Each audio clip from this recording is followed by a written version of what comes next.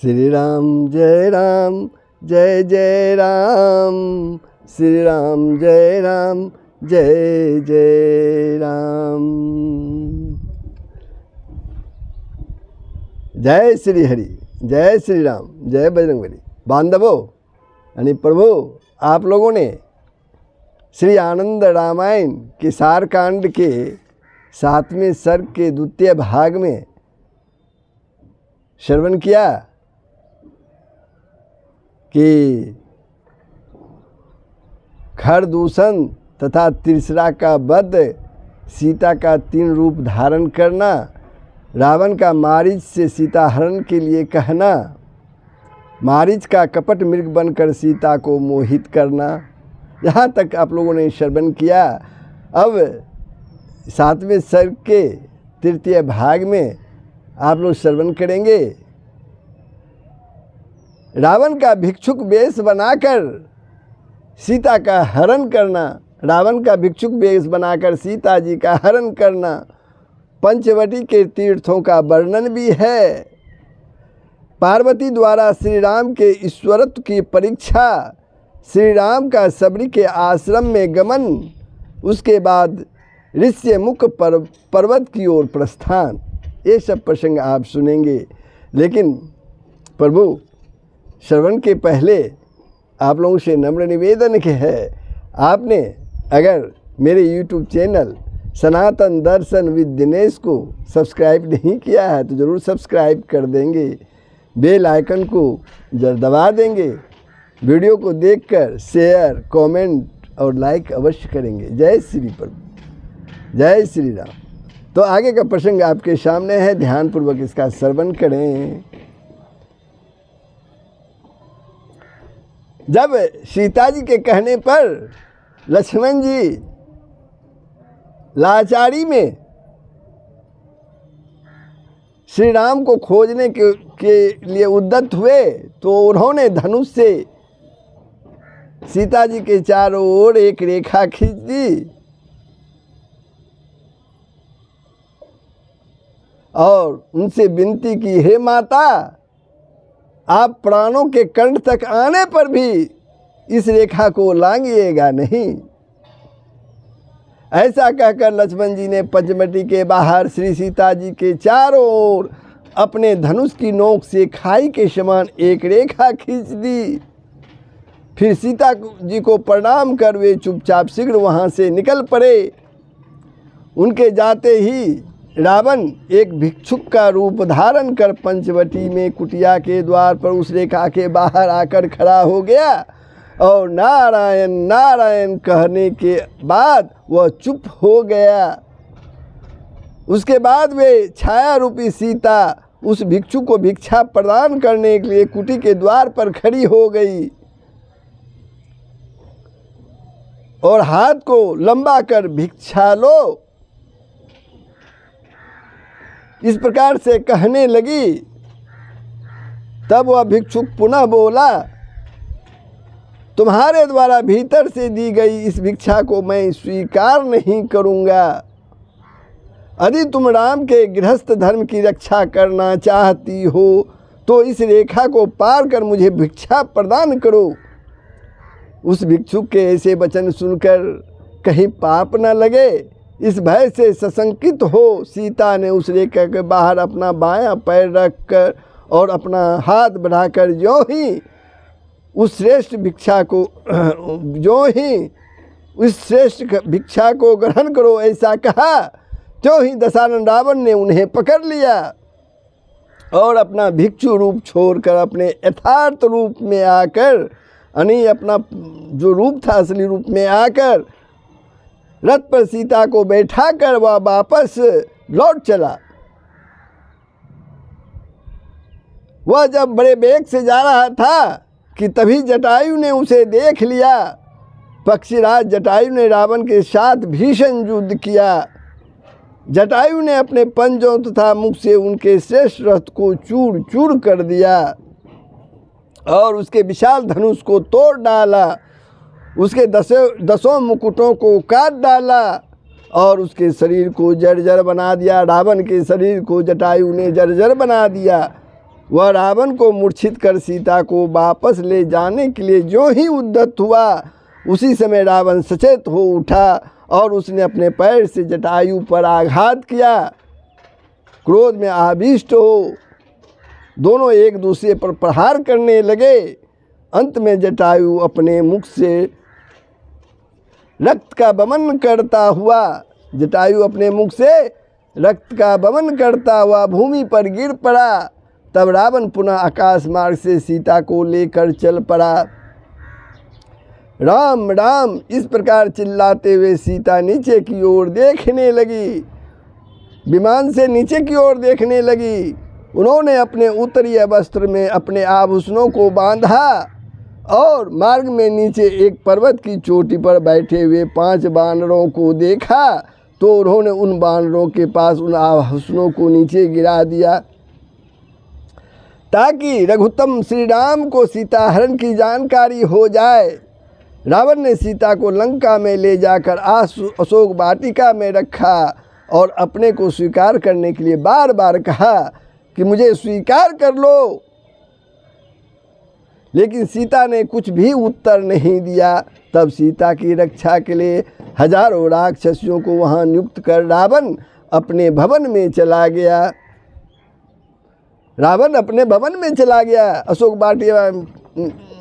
अशोक वाटिका में सीता जी को रखकर।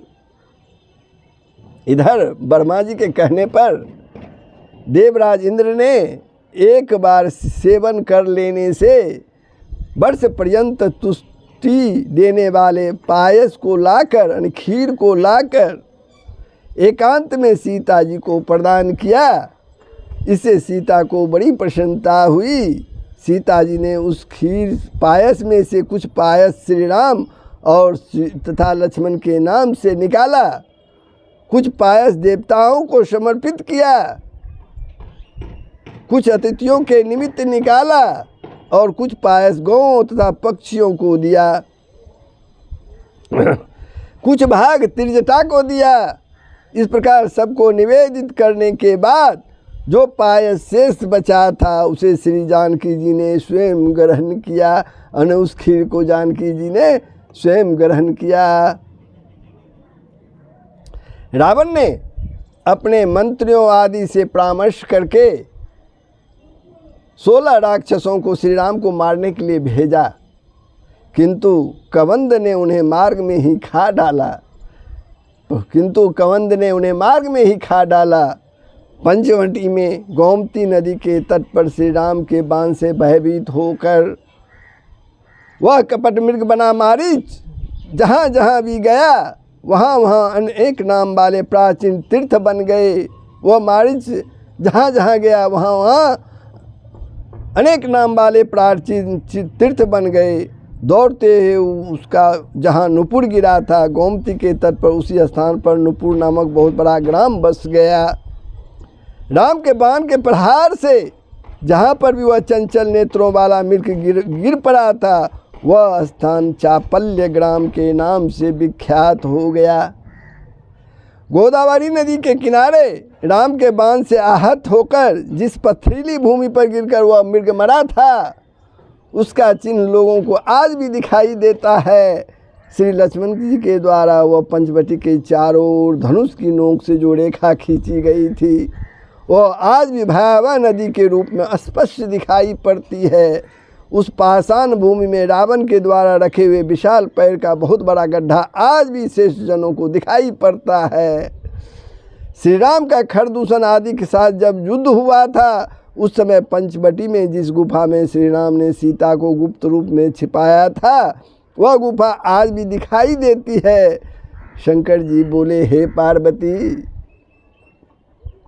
सदाचारी पुरुषों तथा ज्ञानी जनों को पंचवटी में सीता, राम तथा लक्ष्मण जी के आज भी दर्शन होते हैं।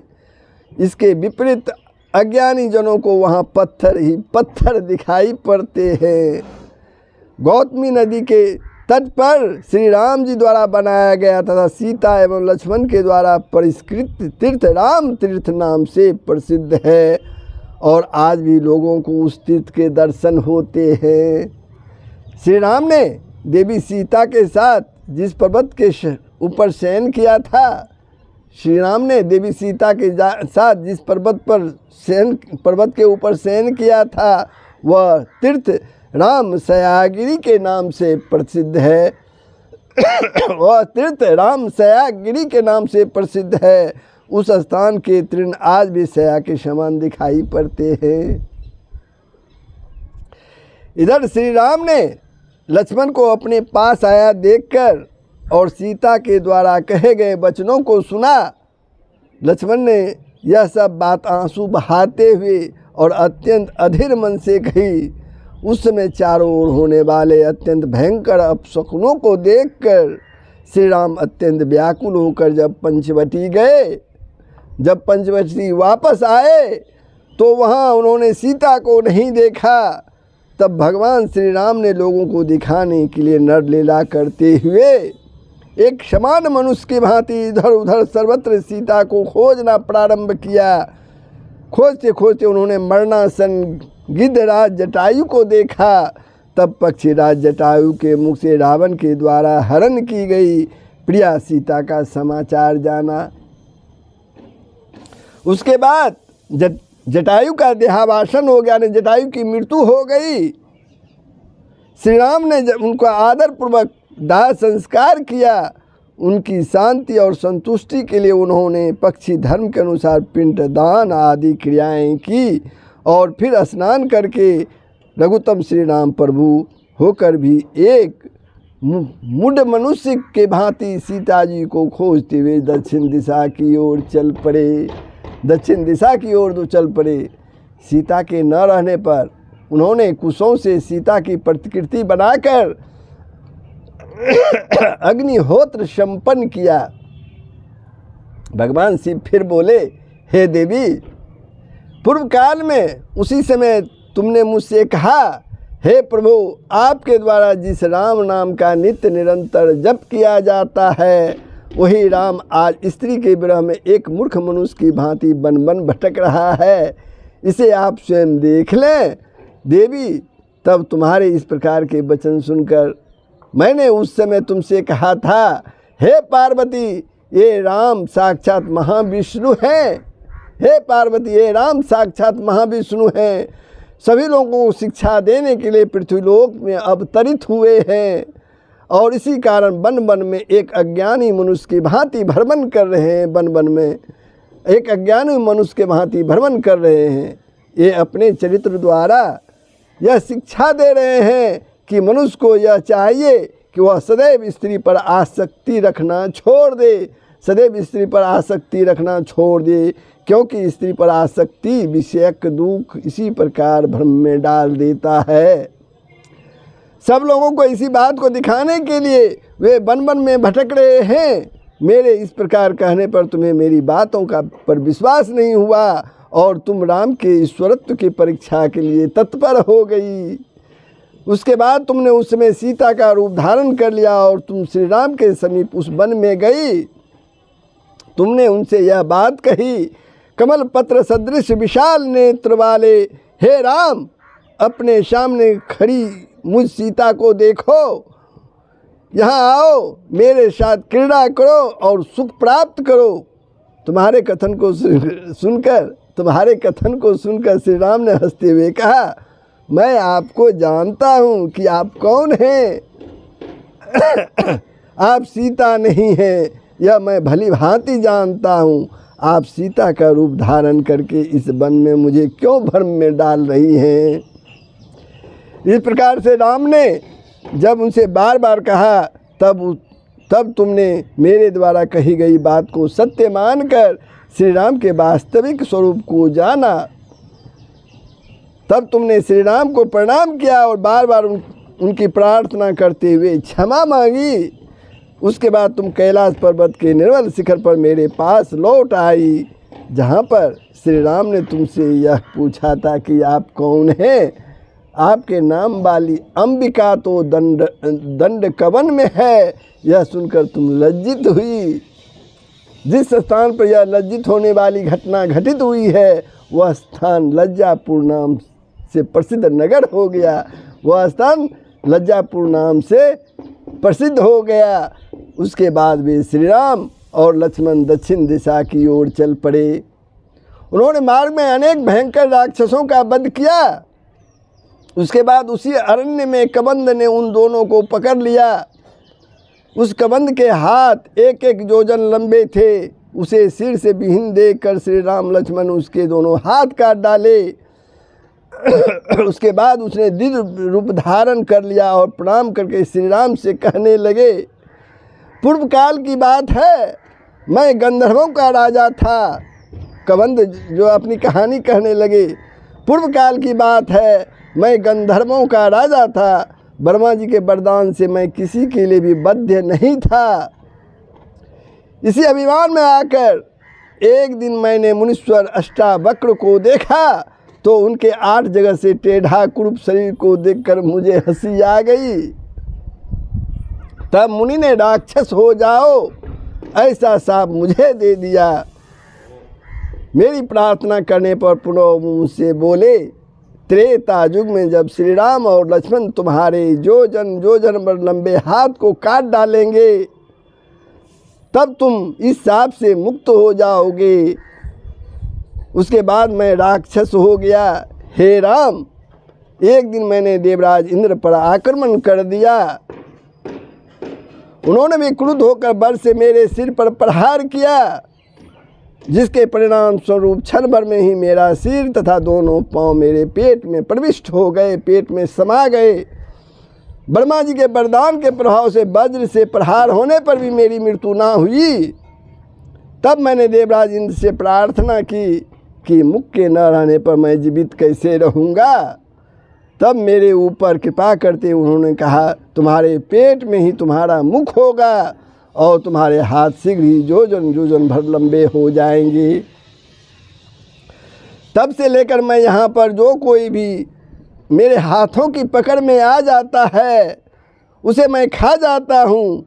हे रघुश्रेष्ठ, यहाँ से आगे कुछ ही दूरी पर मतंग आदि ऋषि महर्षियों की सेवा करने वाली सेविकाएँ रहती हैं।